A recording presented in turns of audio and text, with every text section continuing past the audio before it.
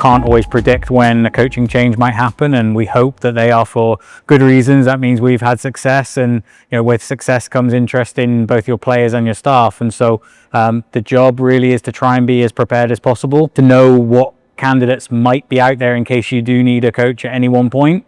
And so as we went into the off season, we had done some work on potentially interesting candidates, and Pascal was one of those that was on our list of somebody that we would be really interested to speak to in the event that we did have a vacancy. What you don't know until you make a change is the amount of inbound interest that you have, and so there was a huge amount of interest from people that were really interested in joining our club and being the head coach in New York City FC. It's really important to understand what are we looking for, and what you're looking for might change based on the time where your roster is, where the team is at that moment in time, the type of players that you have.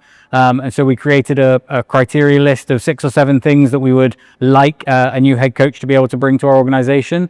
And then we scored all of the candidates that we thought were interesting against those. Pascal was somebody that we were interested in speaking to, but as we went through the shortlisting process and scoring against the criteria, he became even more interesting to us, because we felt like where the team was and some of the things that he had in his background would be really exciting to bring to New York City FC. And he was in a really good job in Ferencvaros. He's in Europe, competing in Europe, doing a good job in a good place both in European competition and in the league. And so over the period of weeks during the off season, it was about making sure that both he and we were aligned and wanted to take the journey together, which I'm delighted that we were. And then it was about trying to get an agreement from all parties so that he could come into New York right for the beginning of the season. So I'm really delighted that's how it played out, and we were able to get the person that we felt was the right fit for this organization and right fit for our team. And I've been delighted with how things have started with Pascal.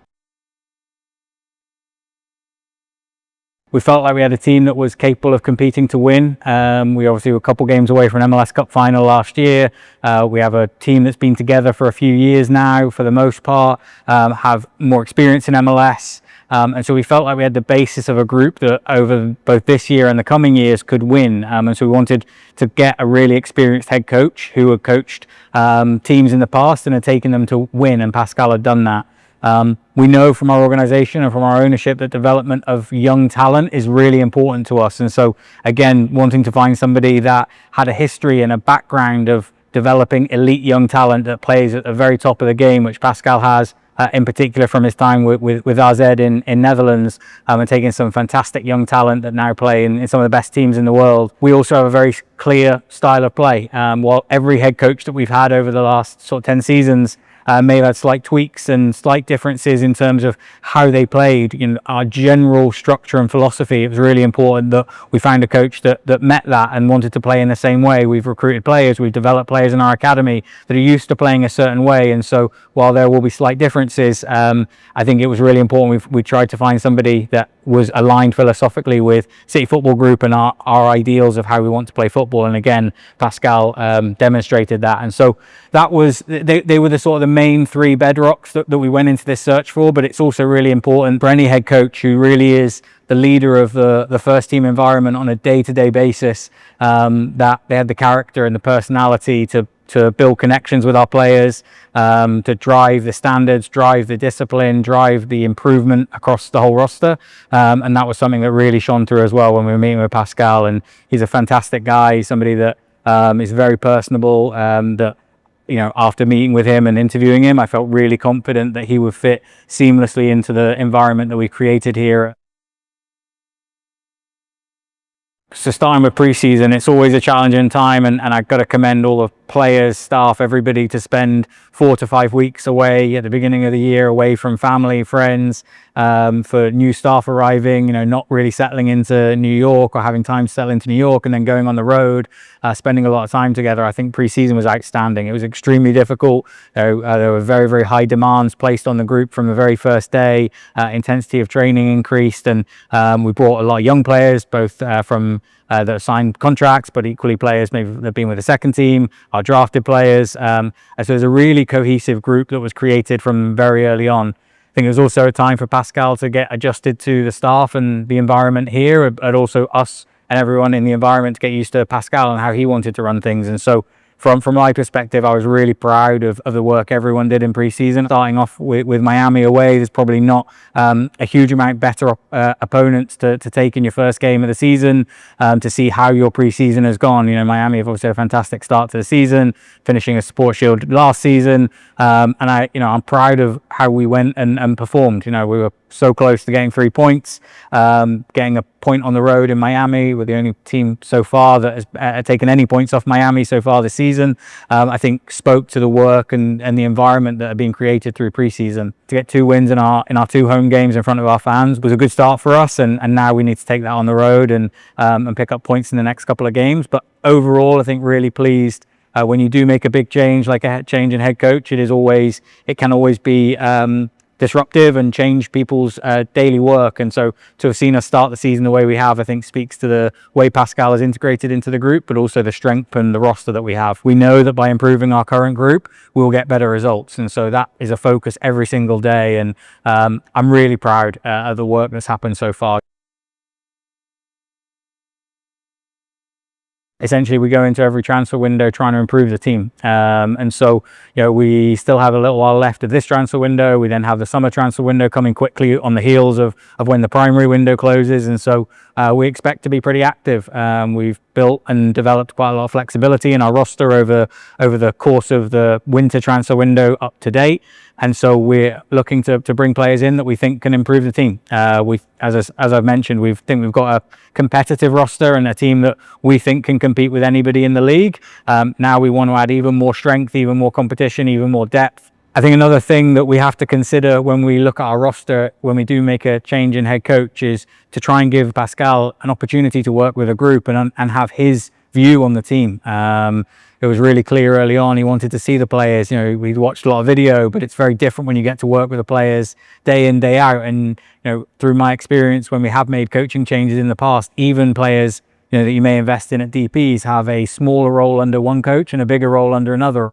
What you don't want to do in MLS is to tie up roster slots and contracts in players that maybe don't fit the vision of the head coach. And so, trying to provide and make sure we have flexibility so that we can address needs, address profiles that Pascal really wants in the team is something that we've been able to do. And we're in the position now, as he goes through continuing to evaluate the team, we can make changes that are going to identify and bring in players that fit exactly what he wants to do to take this team to the next level, which is an important part that we'll have to focus on over both this window and the summer. It's one of the hardest things that I have to manage in my role, is to ensure that we create pathways and opportunities for young talent while also making sure that our first team is ready to compete. And so I don't always think it's necessarily about big name players, because I don't know that there's enough evidence yet that big name players necessarily translate to winning consistently in MLS, but it is about having a team that can compete and get 3 points as often as possible. And our job is to try to do both of those things. So we're constantly looking at our young talent. When do we think they're going to be ready to make an impact on the first team? What type of role do we see for those young players? It's really important for me to try and not block the pathway of those players, so they do have an opportunity to earn minutes. If you sign 3 or 4 players, senior players, ahead of a young player, it's very, very unlikely that they're going to end up getting the playing time that you would like from them. So from our perspective, we've got to manage those really carefully. But ultimately, when we look at the first starting point from us, when we look at our roster, is do we think we have the competition, the strength to be able to win games consistently? It's a more free market in the summer with more player movement, but our focus is to find the right players that can impact our team over the long term. And if those players are available now, then we want to bring those in. At this moment, we're not anticipating any more departures, although these things change quickly in football. We weren't sitting in January and expecting a departure of Santi Rodriguez, for example, but that situation materialized, and we had to try and react to the situation when Botafogo came in and wanted Santi. So right now, no plans for any departures, but we certainly would like to be active over the coming couple of windows to bring in more quality and more depth into the team overall. You've seen the importance of players, maybe firstly like Christian McFarlane, obviously who played for us last year, did a fantastic job in the first team, and really his his first professional experience was through MLS Next Pro and with NYCFC2. You see Johnny Shaw this year having made an impact in the first team already through the first month of the season, and again has a real significant number of professional experience at a young age playing with MLS Next Pro. And so that really is a critical part of our professional pathway now. It started only a few years ago, and it's constantly grown in its importance. And we really believe that if we're going to develop players that can play not just at MLS level but beyond and play at the highest levels of world football, NYCFC2 is going to have a critical role in their development to get them used to professional football before they play with our first team. The connection between the second team and the academy then becomes critical. We've got some super high potential talents in the academy, and our job is to progress their pathway as quickly as we think it is suitable for them and their development. So we will have some players at age 14, 15 that will train with our second team on a regular basis, and there'll be some players that may join at 17, 18 because that's the right pathway for them. But the connection between the academy and making sure that we identify the best players in the New York region, we do the best job as early as we possibly can to develop that talent to get to the highest level. It's something that we're really passionate about. The academy does an unbelievable job developing talent, and I believe we're starting to see what appears to be a really consistent flow of talent now from the academy into the second team and getting into our first team. I think we come into every season with one main goal, which is to compete for trophies. We know, and the experience everyone has in MLS, knowing that there's very rare that a team wins MLS Cup or Supporter Shield year on year. So we know that it's very difficult, but we have to put ourselves in a position to be competitive, to go and win trophies. That starts with qualifying for the playoffs. It then manifests itself in trying to finish as high up the table as we possibly can, because that gives us more home playoff games in front of our fans, and in general, that allows us and gives us a better chance to go and win those games. And so for us, it's about trying to finish as high up the table we can. And the way that we do that is to focus on the process here every single day. We can't always control the results, but we can control what we do every day, the work that we do, and how we're going to improve our group, both with external players coming into our environment, but also through the work that Pascal and the coaches and the human performance team and everyone that supports our players does every single day to make them better. So the starting goal is we want to be competitive, we want to get to finals, we want to win trophies, and so we have to try and put ourselves in a position to do that. I would say a secondary goal that also exists every single year is how do we most effectively develop our talent so that they can perform, they can grow, they can expand their careers, and ultimately play at the highest level they possibly can. So that, whether that's through the second team, whether that's through the academy, whether that's with our first team, how do we make sure their pathways are available for them to continue their development? Sometimes we need to take pathways externally for a young player like a Jovan, where we didn't feel like the pathway inside the environment was going to optimize his development. But ultimately, we've got to evaluate all of those opportunities every single window to try to make sure that we can effectively develop our young talent. Yeah, I'm excited. We're in both Leagues Cup and the US Open Cup. I do have to say, I think US Open Cup was a fantastic experience for NYCFC2 last season. It was probably a real highlight of last year, getting to see them and the run that they went on and fostering that environment. In general, in our second team, we're focused on development and process, but when you go into a cup competition, you focus on development, process, and winning. And so to see them grow and have that experience was really amazing. It's unfortunate that we can't have both groups in the US Open Cup. But I know our first team players were disappointed they weren't in it last season. So for us, I think the being back in that tournament is an opportunity to win a trophy. It's an opportunity to get to a final. It's an opportunity to show and win knockout games that we're going to need to do if we want to have a run in the playoffs as well. So all of that experience is really going to be really valuable for us. Our team does enjoy playing international competition.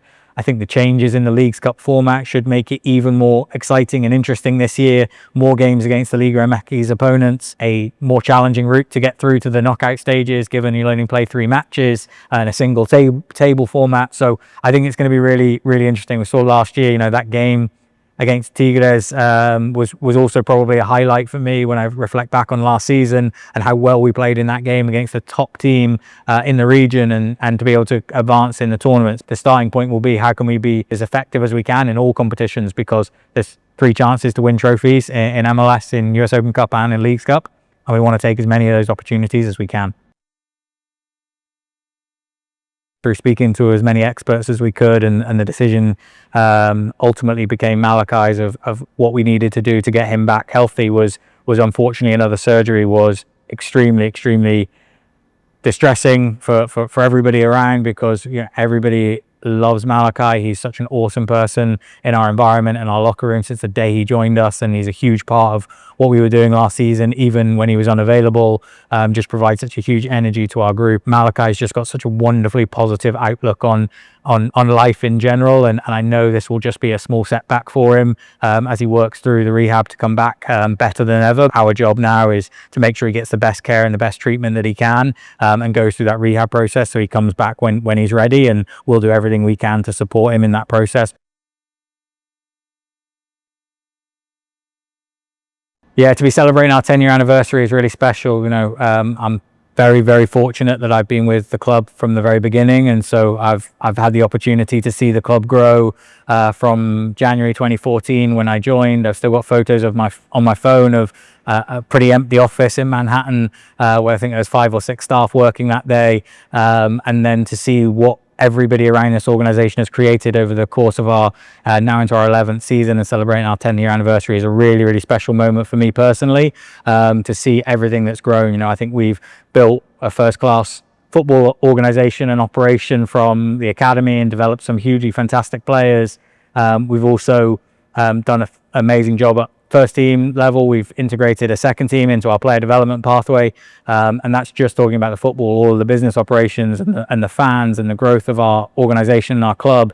Getting through COVID in 2020, there's so many things that I think we're unbelievably proud of, and I'm so fortunate to have played a very small part in the club's journey to celebrate during our 10-year anniversary. I think the obvious place to start is Portland, winning MLS Cup. I think for anyone that was there that day and it was a part of that run and that process, I'm sure it will be something that everybody lives long in their memory, and it will be the same for me, to win our first MLS Cup and to help build a team that brought our fantastic fans and our fantastic organization its first MLS Cup, to celebrate with everybody, the scenes on the pitch and in the locker room after the game, getting to celebrate with all the players that I'd had a role in bringing every single one of those players into the team. That was a really special and for sure the most special moment of my time with the club. But there are so many other amazing memories. Our first game in Orlando, our first home game in New England. For me personally, being appointed sporting director, it was on my son's birthday, where I was appointed sporting director in 2019.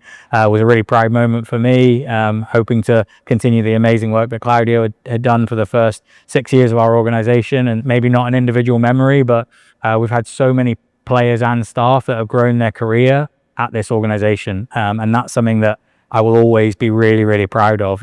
We can't always provide the exact right pathway for people inside our organization, and there are people that have left and gone to other organizations but continued their development, and New York City FC have played a role in that, and that's something I'm really proud of. It's something that I think is a core part of who we are and what we do, is to try to help people progress in their careers, and to have done that numerous times over the 10 seasons is something that I'm really proud of.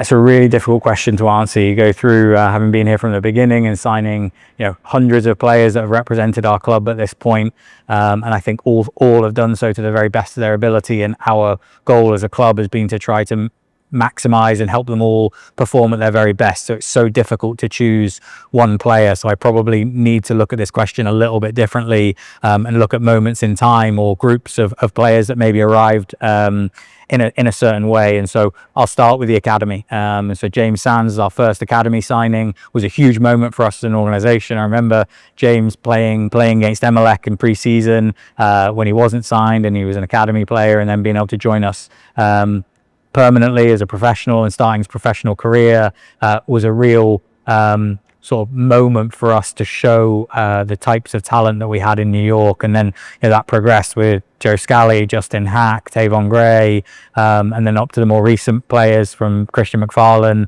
We now have another crop of fantastic young talent coming through. So I think if I look at the signings from the academy, I think that's been a really proud and really exciting moment. I think there was a period where we signed Maxime Chanot in the summer of 2016. The winter window in 2017, we signed Sean Johnson, Alex Cayens, Maxi Morales, Yangel Herrera, Alex Ring, signed players that all were critical parts of building our team over the next few years.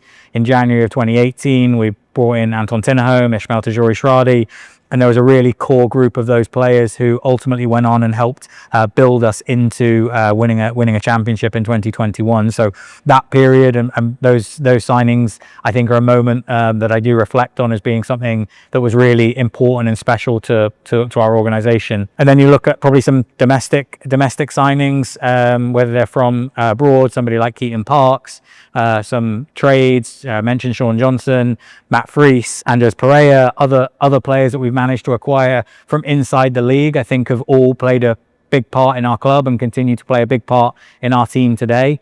And then even we have players from the draft. You know, I mentioned Malachi earlier in the interview, but you know, if we go back, Jack Harrison originally from the draft, you know, I remember trying to pull off that trade on draft day when Jack was selected #1, and we knew we really wanted to convince him and be able to have him in New York, and probably at the time trading what felt like a crazy amount of money to try to bring Jack to New York, but the impact that he had. And then we had Jonathan Lewis the next year. We had players like Kevin O'Toole, Luis Barraza, and Malachi Jones as one of the most recent examples of players that have really contributed to our organisation. And so when I reflect and look back at all the different ways that we can acquire players over the years of us being a club, I really think we've tried to maximise every single one, and we've got players that you know, have contributed to our organisation enormously. Another foreign player that we were able to acquire that came slightly after the sort of 2017-18 window that I referenced was Tati. Tati's development here from a player that came as a very young talent with a lot of potential as an 18-19-year-old to then sign permanently, to develop into an elite #9 at MLS level, to win the Golden Boot, to help us win an MLS Cup, I think is just testament to what an amazing young man he is and was at that time. His commitment to developing, I think one of the best things about Tati was his absolute commitment to his craft, to getting better. And I think we were able to provide an environment where with a team and an organisation and a coaching staff around him that allowed to maximise his abilities. But if I have to pick one, I don't think there's a player that's made a bigger impact on our organisation than Maxi Morales. I think looking back to 2017 when Maxi joined, we knew we had a designated player position available, and you know, Maxi quickly became the player that we all felt would add a significant amount to our team. It's very difficult for me to speak about the impact that Maxi's had on our organisation. I think players that have been with us and departed, many have spoken about the impact that Maxi's had on them, both on and off the pitch. I think his importance as a person, first and foremost, before we even talk about his ability on the pitch, has been fundamental to our continued growth as an organisation, and he's just played such a critical part. Then you think about the impact he's had on the pitch in 2019 when we finished first in the Eastern Conference, and I think he had 21 assists. I think through the run in MLS Cup in 2021, it's really hard not to think about what Maxi has brought to our organisation, and is somebody that is beloved, I know, from our fans, but also beloved here in the building, and you know, is still going strong even at age 38. And you know, I'm not looking forward to the day that he's not able to continue to perform like he is doing right now. For those fans who have been with us since day one, or for those of you who have joined along the way across the last incredible 10 seasons, first and foremost, it's a really big thank you. Thank you for your passion, your drive, your support. I know it means the world to all of us here, to the boys out on the pitch, the staff, and everyone that comes to work every single day. You know, we're incredibly proud to represent you and to step out onto that pitch trying to win as many games as we can, because the thing that we love the most is to celebrate those amazing moments with you. We will do everything we can, everything possible to celebrate more amazing wins, more amazing moments with you, both at home and away. And ultimately, we'll do everything in our power that we can to bring trophies back to celebrate with the best fans in the best city in the world.